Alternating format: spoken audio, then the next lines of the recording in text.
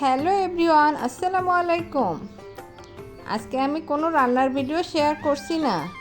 আজকে আমি শেয়ার করছি কিভাবে শিং মাছ খুব অল্প সময়ে পরিষ্কার করবেন।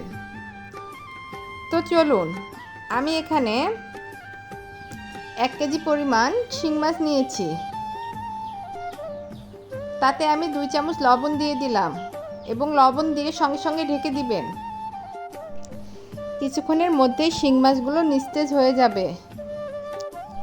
এখানে আমি একটা কাঁচা পেঁপে নিয়েছি আর পেঁপের ছালগুলো ছাড়িয়ে নিচ্ছি। এবার পেঁপের ছালগুলো আমি পাটায় বেটে নিয়েছি। আপনারা চাইলে ব্লেন্ডারেও বেটে নিতে পারেন। আমি এদিকে মাছের কাঁটাগুলো ছাড়িয়ে পরিষ্কার করে নিয়েছি। এখন আমি বেটে রাখা পেঁপের ছালগুলো শিং মাছের সাথে মিশিয়ে নিলাম ও তাতে আমি 1 চামচ সাদা ভিনেগার মিশিয়ে নিলাম।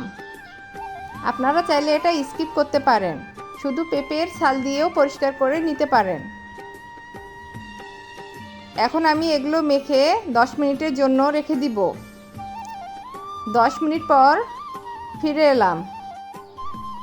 এখন আমি হাত দিয়ে শিং মাছগুলো ভালো করে কষলিয়ে নিব।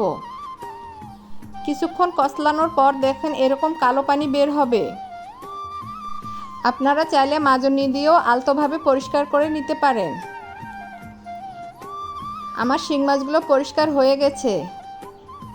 এবার দেখুন, মাত্র 15 মিনিটে শিং মাছগুলো কত সুন্দর পরিষ্কার করে ফেলেছি। এবার আমি শিং মাছের পিঠে যে দুটো শির থাকে সেগুলো এভাবে কেটে পরিষ্কার করে নিচ্ছি। দেখুন, এভাবে টান দিলে খুব ইজিলি শিং মাছের শিরগুলো বের হয়ে আসবে।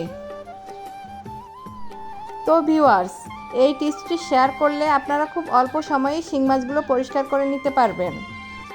আল্লাহ হাফেজ।